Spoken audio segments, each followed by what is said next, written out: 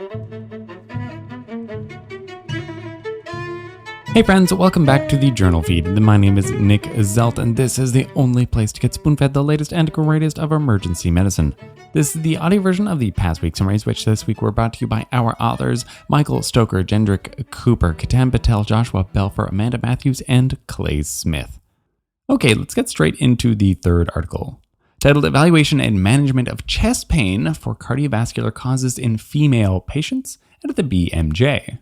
This is a review that did a really good job of putting together a lot of data looking at cardiovascular causes of chest pain in females, a lot of different causes, and looking at the disparities as a result of the sex of our patients. Quickly, you can mostly sum it up to that females, for the most part, are being underserved and they're getting worse outcomes, but there was some interesting stuff, particularly at the beginning of this article, which I had not necessarily appreciated before.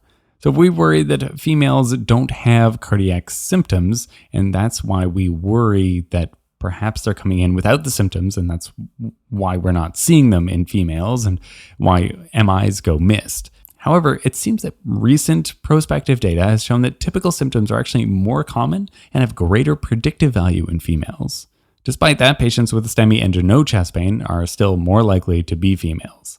But even when females have typical cardiac chest pain, they seem to present later, which likely contributes to worse outcomes.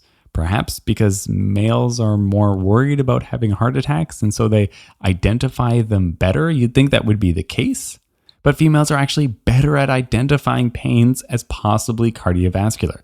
And so that's not necessarily the case. I guess it's just kind of a little bit of a disbelief that you think you're actually having pains that could be cardiac in you. I guess it's just having to believe that it's you having that cardiovascular problem. Likely because they've been told that men have heart attacks for, most of their life rather than females. Some other things to keep in mind are that women are more likely to have MIs without occlusion, so MINOCAs. They are also more likely to have SCAD, spontaneous coronary artery dissections, and they have more complications as a result of dual antiplatelet therapy and anticoagulation. Something that's a little bit atrocious and that I think is probably addressable is that females get less PCIs less quickly and have more complications. But it seems that over time, the differences in outcomes seem to fade and more or less equal out. And this could be because females are less likely to require revascularization and hospital admissions afterwards. I wonder if they're just better at changing their habits and doing more of the behavioral changes that improve cardiac outcomes. All the same, there do seem to be differences as a result of sex for patients who present to the emergency room with chest pain. So maybe consider looking at your note and covering up the sex of the patient at some point and considering, hey, should I be handling this differently if I take that out of consideration? And just try to treat all your patients equally, essentially, though I'm sure we're all trying to do that. In a spoonful, sex can matter, and we're learning more about it. Just be cognizant in your care of your patients. And then the fourth article, titled Infant Outcomes, Risk Factors, and Diagnostic Yield After a Brief Resolved Unexplained Event, a systematic review and meta-analysis out of the JAMA Pediatrics. So we talked a little bit recently as well. I mean, we really talk about everything. So everything we talk about, again, we've probably talked about recently, but either way, we're talking about brief resolved unexplained events again, and those are BRUEs. Now, these are very anxiety provoking for parents because they seem very scary. However, the majority of these are going to be largely benign. How benign? Well, that's what we're going to answer in this SRMA to see exactly how often you actually find something when you end up working these things up. And this is also going to support that you shouldn't work up most of these unless they truly have risk factors, because for the most part, they're going to be benign. There was an overall about 6% serious underlying diagnosis rate. Most commonly, these were seizures or serious apneas. Once you've had one BRUE, the rate of recurrence at 3 months is about 14%. However, the mortality rate over 3 months is about 2 per 10,000 person months, or about 1 in 1,851 infants. So for the most part, most of these kids are going to be really just fine. Age under 60 days was not a risk factor for adverse events, but was a risk factor for having multiple events.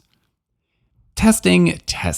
Yeah, testing is going to be the thing, because that's what your question really is. Should I do more tests on this infant? Well, the number needed to treat for a CBC to find any kind of abnormality in this case was 62, which isn't too bad, but once you start looking at the other tests, you realize that, this just goes downhill.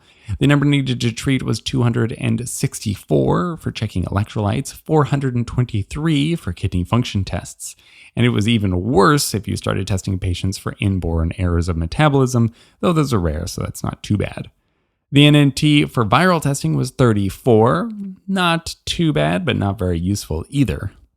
If you just try to focus down on what's really being deadly for these kids, and that's that most deaths were due to hypertrophic cardiomyopathy, then we'd want to do a screening ECG, right? But the number needed to treat there was 623. And even if you do an echo, that's at 143. How about a chest x-ray? Number needed to treat of 256. EEGs, on the other hand, which are done much more selectively, they're not too bad. Number needed to treat of 18, that's actually pretty good, especially considering all those other numbers.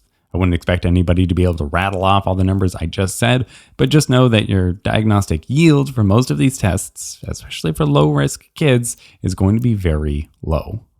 So feel emboldened for well-appearing low-risk kids to send them home, and only in patients who have risk factors and you're worried about, there's guidelines from the AAP, then in those cases, selective testing as necessary.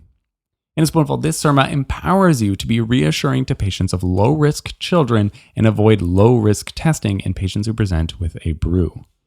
But that's it. That's all we're talking about from this week. Those were our 5 articles. Let's do a quick wrap-up of each one.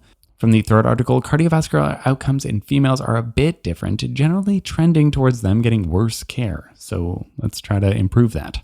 From the fourth article, BRUEs are rarely dangerous, and testing is very low yield in the majority of low-risk infants. If you are hearing this right now, then you are not a part of the members feed, so I missed 3 articles from this past week that you could have heard. What were those articles about? Well, we talked a little bit about helicopter medicine and if it's saving lives. Then we did a review of postpartum hemorrhages, and finally, we compared atrial fibrillation guidelines across multiple countries. Links to all the original articles can be found at journalfeed.org, or just follow the links in your show notes. Our goal here is for you to keep up the easy way through spoon feeding. Thank you.